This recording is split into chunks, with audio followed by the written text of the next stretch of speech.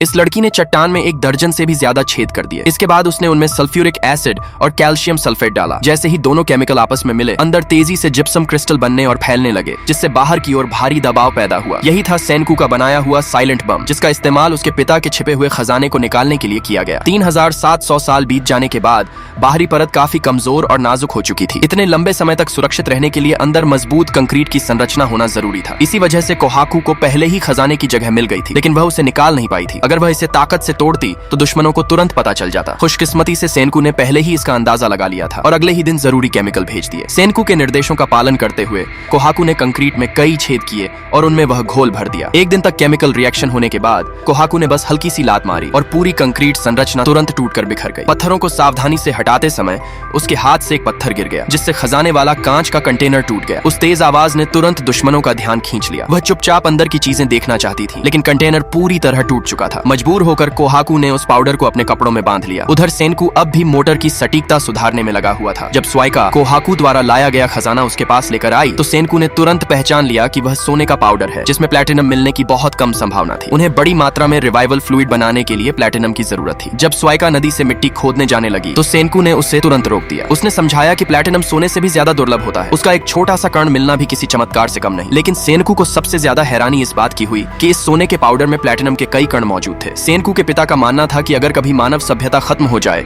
और लोगों को दोबारा शुरुआत करनी पड़े तो यह लगभग नामुमकिन होगा, क्योंकि पृथ्वी के दुर्लभ संसाधन पहले ही काफी हद तक खत्म हो चुके थे। नई सभ्यता को एक मौका देने के लिए उन्होंने वर्षों तक नदियों से दुर्लभ धातुएं इकट्ठा की। एक अंतरिक्ष यात्री होने के बावजूद उन्होंने अपनी पूरी जिंदगी विज्ञान को समर्पित कर दी और आखिरी समय तक अपने सपने पर कायम रहे। टेबल पर रखे प्लैटिनम को देखते हुए जेन आसागिरी ने कहा कि पिता और बेटे दोनों कितने एक जैसे हैं। हालांकि सेनकू ने बताया कि वे खून के रिश्ते से जुड़े नहीं हैं, लेकिन अब उसके लिए यह मायने नहीं रखता था, क्योंकि दिल से वे सच में पिता और पुत्र बन चुके थे। अब इन प्लैटिनम सामग्रियों की मदद से वे बड़ी मात्रा में रिवाइवल फ्लूइड बनाना शुरू कर सकते थे। उसका एक छोटा टुकड़ा भी कैटालिटिक रिएक्शन को जारी रखने के लिए काफी था। अब पूरी मानवता को दोबारा जीवित करने का सपना सिर्फ सपना नहीं रह गया था।